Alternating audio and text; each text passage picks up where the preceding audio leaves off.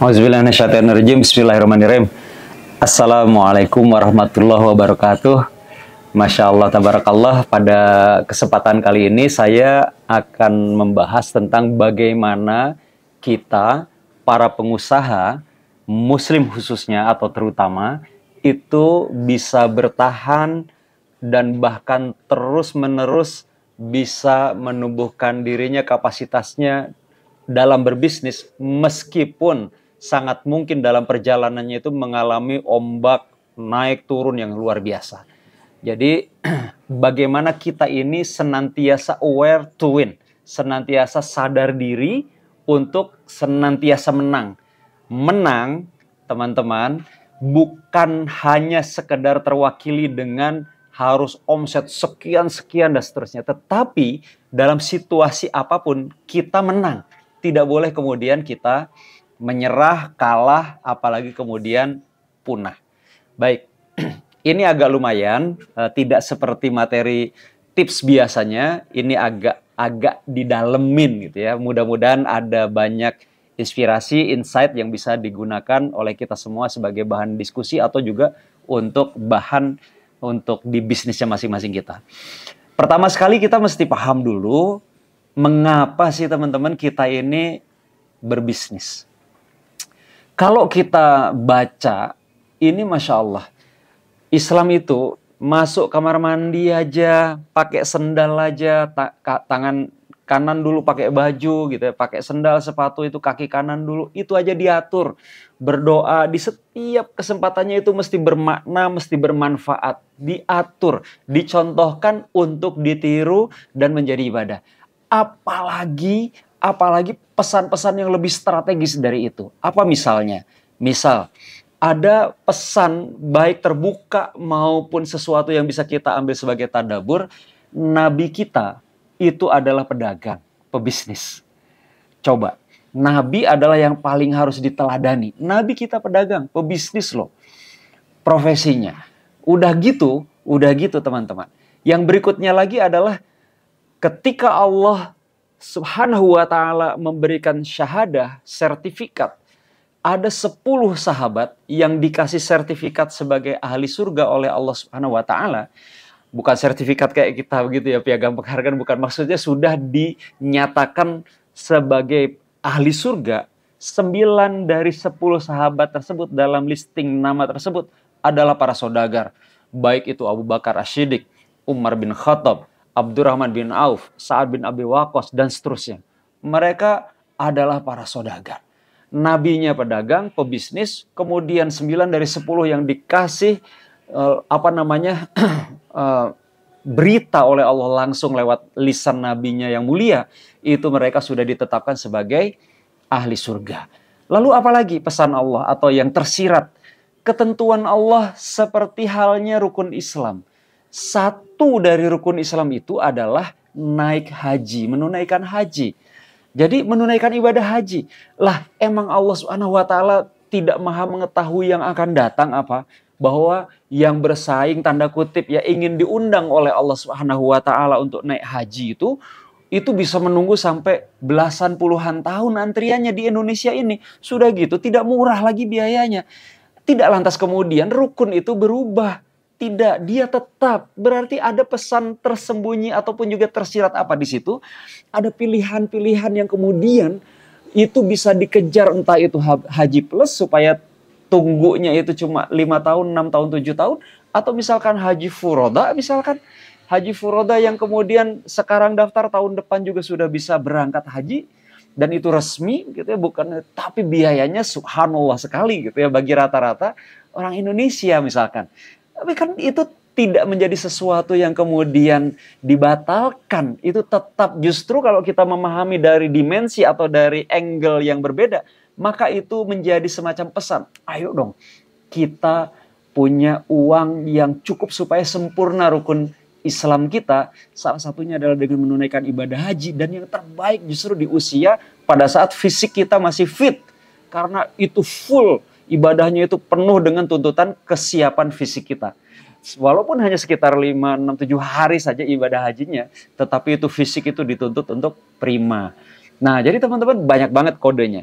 Belum lagi pesan-pesan Nabi gitu ya. Belum lagi kemudian juga apa yang kemudian Allah sampaikan lewat Al-Quran. Misalkan ya, hadis riwayat Tirmizi dan Al-Hakim.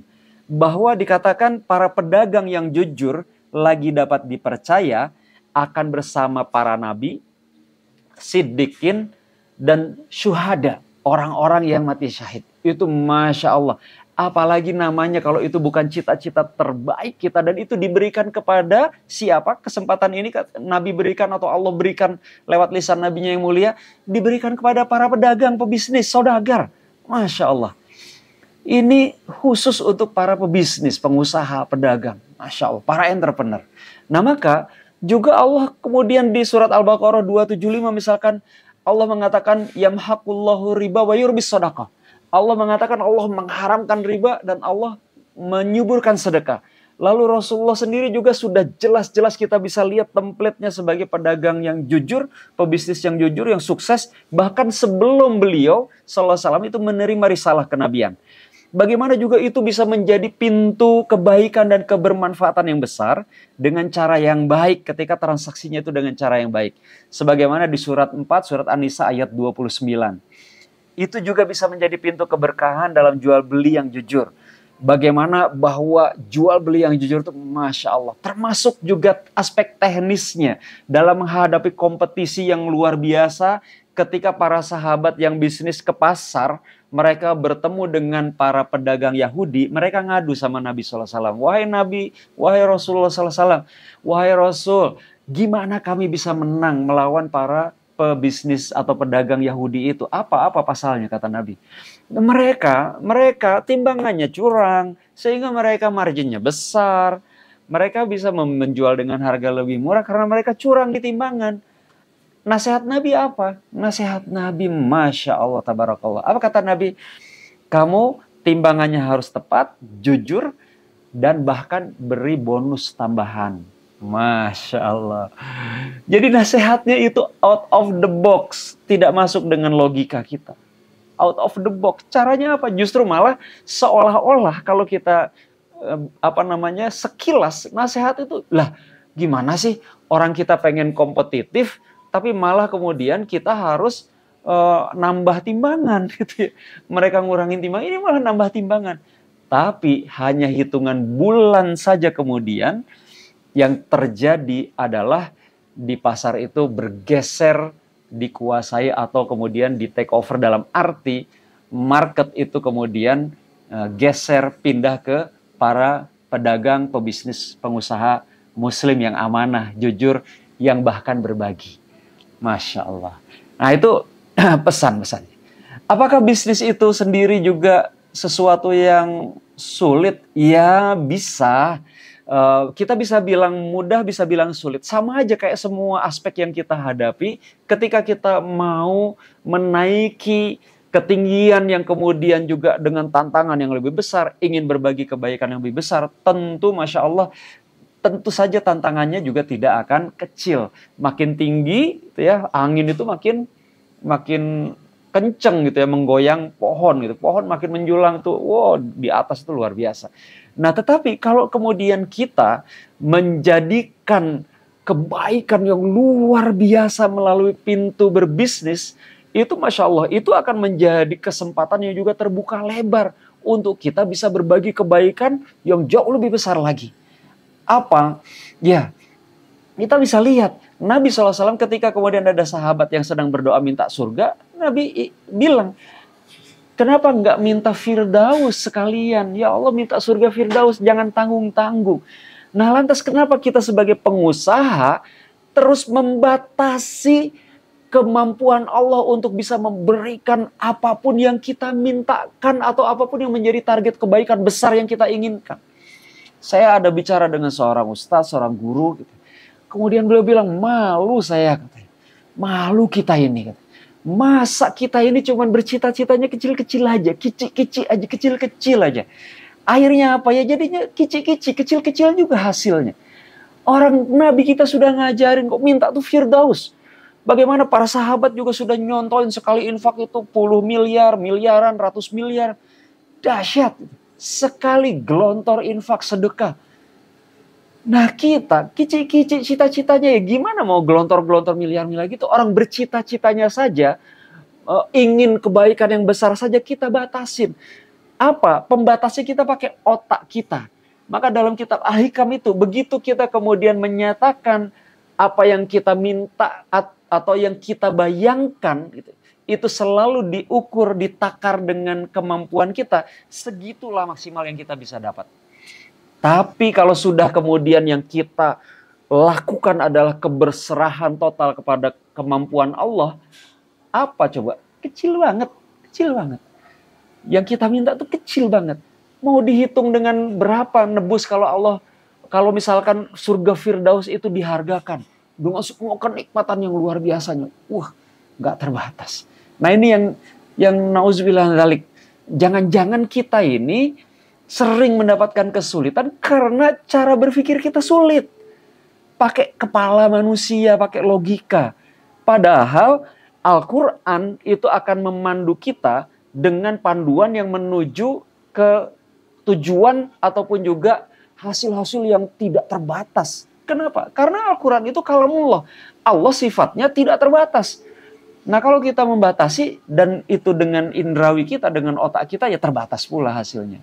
Misal Allah kan bilang begini, bahwa Quran itu akan jadi petunjuk buat orang yang bertakwa, tapi syaratnya bertakwa.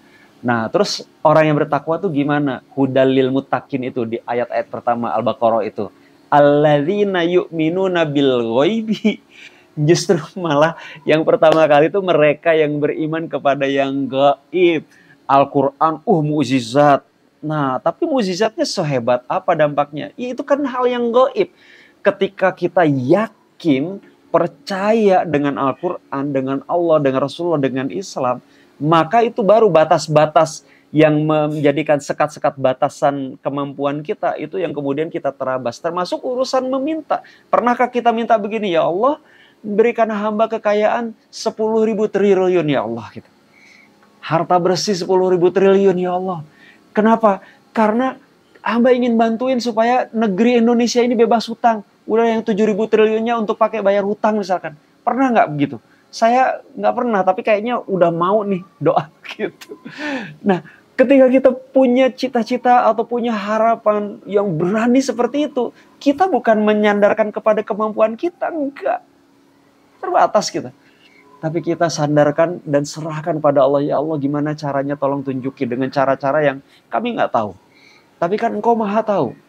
Ini mungkin sangat besar buat kami, tapi kan buat Engkau kecil sekali ya Allah. Kecil banget ya Allah. Minta aja. Ketika itu untuk kebaikan, kenapa kita takut? Gitu ya. Nah, tapi Masya Allah, teman-teman, faktanya para pengusaha atau bisnis dunia usaha itu banyak sekali yang menyebabkan gagal. Bahkan di startup, kalau menurut data gitu ya, di startup itu 9 dari 10 startup yang berdiri, 9 gugur, nyungsep. Jadi dari 10 startup, satu doang yang kemudian masuk. Masya Allah. Ya, statistik selalu menunjukkan begitu. Keras sekali gitu ya jalur-jalur berbisnis itu, karena juga tantangannya juga besar. Ada pesan juga dari Umar bin Khattab. Bagaimana kemudian kita tuh supaya selamat, tadi kan yamhaqullahu riba wa yurbis shadaqah. Umar bin Khattab itu mengatakan bahwa janganlah seseorang berdagang di pasar kami sampai dia paham betul tentang fikih muamalah, tentang seluk-beluk riba dan seterusnya. Karena itu banyak cabangnya, banyak wajahnya gitu ya, jebakan-jebakannya dan seterusnya. Umar sampai pesan bahkan melarang orang berbisnis masuk pasar gitu, ketika dia belum paham fikih muamalah. Nah, dan nggak ada jaminan loh, mau kecil, mau sedang, mau besar, mau raksasa, itu nggak ada jaminan sustain. Kita tahu lah raksasa-raksasa yang juga bangkrut, yang rasanya dulu pada saat kita tahu itu, kayaknya gimana yang gede-gede ini bisa bangkrutnya, rasanya mustahil. Tapi kita tahu bagaimana kisah Nokia, kita tahu bagaimana Revlon, kita tahu bagaimana Body Shop yang baru-baru ini kemudian menutup gerainya di banyak sekali tempat. Kita tahu bagaimana General Motor, kita tahu bagaimana Yahoo, yang dulu awal-awal rasanya gagah betul gitu ya. Kita tahu bagaimana Chrysler, itu pabrikan mobil Amerika yang dulu sangat legend banget. Tapi nggak ada jaminan sama sekali. Artinya apa? Artinya tenang aja, kita jangan lihat kita sekarang dan mereka sekarang. Tapi kita lihat kita bisa menjadi apa dengan bantuan Allah. Nah, maka setidaknya ada mentalitas yang kemudian mesti kita siapkan. Bagaimana kemudian kita dengan memahami tuntunan Quran dan sunnah Nabi SAW itu membuat kita insya Allah lebih sustain, lebih tahan dan lebih punya peluang untuk bisa keluar dari kesulitan-kesulitan apapun. Dan ini sebenarnya sudah diberikan petunjuknya secara global di Al-Quran di surat Ali Imran ayat 190 ayat 191. Nah, di situ bagaimana Allah kemudian menyatakan baik itu dalam kondisi berdiri, duduk maupun berbaring gitu ya. Dia senantiasa bertafakur, mentadaburi gitu ya, bertafakur terhadap segala situasi, dan itu hanya bisa dilakukan oleh mereka yang ulil albab, mereka yang senantiasa memikirkan ciptaan Allah ini seperti apa. Itu adalah triggernya kita bisa mengaktifasi keseluruhan indera yang Allah titipkan ini untuk kemudian beliefnya, sistem beliefnya kita serahkan total kepada Allah, kita total minta petunjuknya, kita total ikhtiar dan akan bertemu dengan takdir yang baiknya insya Allah. Tapi ada beberapa hal yang itu berbahaya kalau kita tidak paham atau bisa membuat kita memang jadinya kalah, bahkan hancur sebagai muslim itu. Apa? Dalam segala sendi kehidupan loh, apalagi bisnis. Satu, justru ketika kita lupa dengan tauhid. Lupa dengan tauhid. Hakikatnya tidak ada yang bisa sampai kepada kita. Kata Allah, seluruh manusia dan jin bersatu ingin memberikan kebaikan kepada kita. Lalu tidak bersamaan dengan izin Allah, takdir Allah. Seluruh manusia dan jin gabung loh. Mau ngasih kebaikan loh. Tapi Allah nggak izinkan, nggak akan sampai kepada kita. Nah, sebaliknya pun gitu. Seluruh manusia dan jin bergabung ingin menyulitkan kita, memadorotkan kita. Allah nggak izinkan, nggak mungkin. Nah, ini kan sesuatu yang dengan iman, dengan tauhid. Nggak bisa dengan logika. Kalau dengan logika nggak masuk. Nggak masuk dengan logika. Tapi kalau dengan iman, dengan tauhid, itu terjadi. Maka pebisnis, kalau sudah lupa tauhid, berat banget. Ini fundamental banget. Di surat An-Najm ayat 3941, Allah mengatakan bahwa dan bahwasanya seorang manusia tiada memperoleh selain apa yang telah diusahakannya. Dan bahwasanya usaha itu kelak akan diperlihatkan kepadanya. Kemudian akan diberi balasan kepadanya dengan balasan yang paling sempurna. Tergantung kita niatnya apa. Tergantung kita ikhtiarnya juga seperti apa. Tergantung juga rezeki yang Allah berikan seperti apa. Ada orang yang kayaknya mudah aja tuh, rezekinya banyak banget gitu. Ada orang yang kayaknya wah berat mikirnya luar biasa. Kayaknya perjuangan dapetin rezekinya juga tidak mudah. Tapi hakikat rezeki itu dari Allah, bukan ditentukan oleh tanda kutip kompetitor, enggak. Mereka adalah salah satu trigger saja ataupun juga salah satu hal yang kemudian menjadi unsur kauniyah yang membuat kita terstimulasi supaya kita menjadi baik atau tetap baik atau justru menjadi hancur. Nauzubillah min dzalik. Tergantung bagaimana kita merespon. Nah, yang berikutnya, kalau tadi kita lupa tauhid, maka itu bisa berdampak kepada kita kalah atau hancur. Itu yang kedua adalah kita terlalu membesar-besarkan kompetitor. Lah itu mereka siapa? Kalau sama-sama makhluk Allah, gimana Allah aja? Kenapa kemudian ya kayak gini lah, kayak gini. Kita bertemu dengan anjing. Anjingnya galak gitu. Wah, tapi anjing itu kalau sama majikannya, sama tuannya gimana coba? Ini nurut dia. Segalak-galaknya anjing kata majikannya, diam kamu, duduk kalau yang sudah terlatih. Itu diam. Tapi kalau anjing itu diperintahkan sama majikannya, serang gitu atau dibiarkan, nggak dicegah, ya bisa dikejar tuh orang itu. Nah, samalah kurang lebih, tapi tidak begitu ya. Itu mah contoh di lapangan lah gitu. Nah, kita ini makhluk ciptaan Allah, sama lah kayak kita mainan tentara-tentaraan gitu ya, perang-perangan. Itu kan terserah kita ya, mau mana yang kita jatuhin, kita kalau boneka-bonekaan kecil-kecil itu ya, mainan-mainan itu yang mau yang dimenangin yang mana kan terserah kita. Nah, Allah itu menguasai, mengendalikan kita semua. Maka kenapa kemudian kita mesti was-was, takut dengan perilaku kompetitor, tanda kutip. Nah, ketika rasa was-was dan takut itu masuk, itu jadi penyebab kita kalah. Kenapa? kualitas dan kapasitas kita mengecil. Paham ya? Maksudnya mengecil gini. Dalam kondisi normal kita berani. Kita, bismillah, kita beranilah. Tahu-tahu ada gangguan. Nah, begitu gangguan itu memengaruhi gitu ya.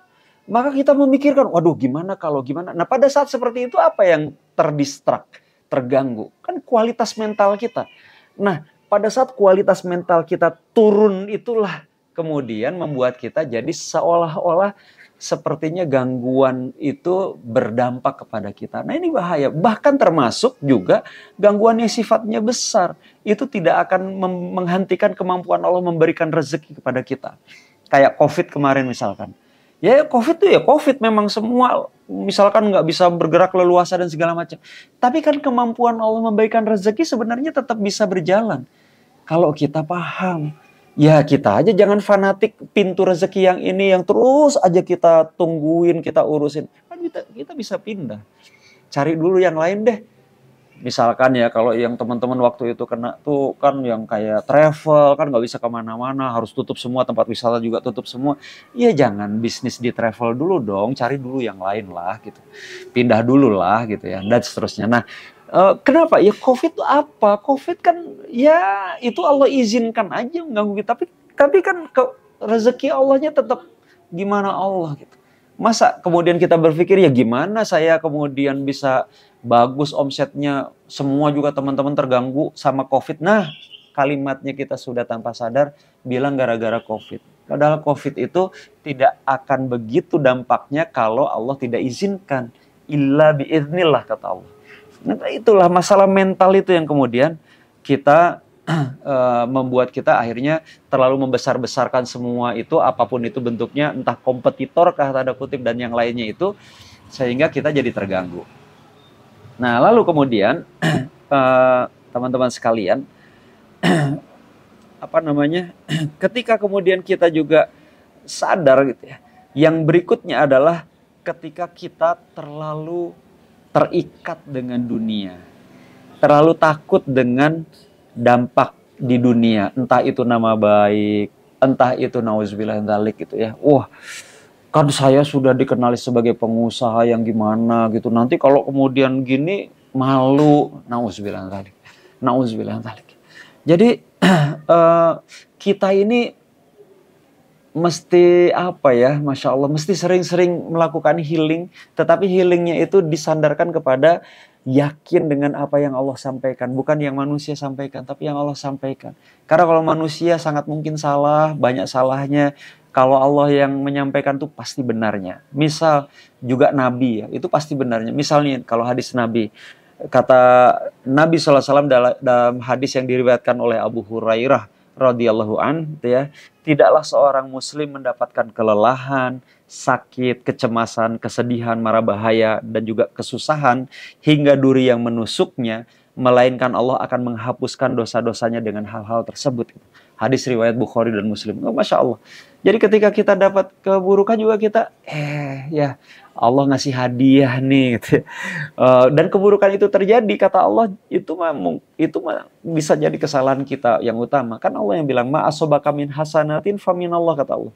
Yang baik sampai kepadamu itu dari aku, kata Allah. Waman asobaka min sayyiatin famin nafsik. Kalau ada yang buruk kamu terima, famin nafsik, salah kamu sendiri. Jadi kalau ada kompetitor memengaruhi bisnis kita, kebijakan pemerintah, kondisi ekonomi memengaruhi kita, terus kemudian kitanya terpengaruh, jadi buruk nih. Ya ini Allah bilang salah kamu. Kenapa? Jangan-jangan kita nggak move on, terpaku aja dengan itu. Jangan-jangan kita kurang kreatif. Jangan-jangan kita kemudian ya sudah deh mengamini aja kondisi itu, nyerah atau lemes atau mohon maaf ya dalil qanaah padahal males. Misalkan. Nah, hati-hati sekali banyak hal karena Allah yang bilang loh. Allah yang bilang. Nah, jadi hati-hati. Nah, yang ketiga, yang berikutnya saya lupa nomornya.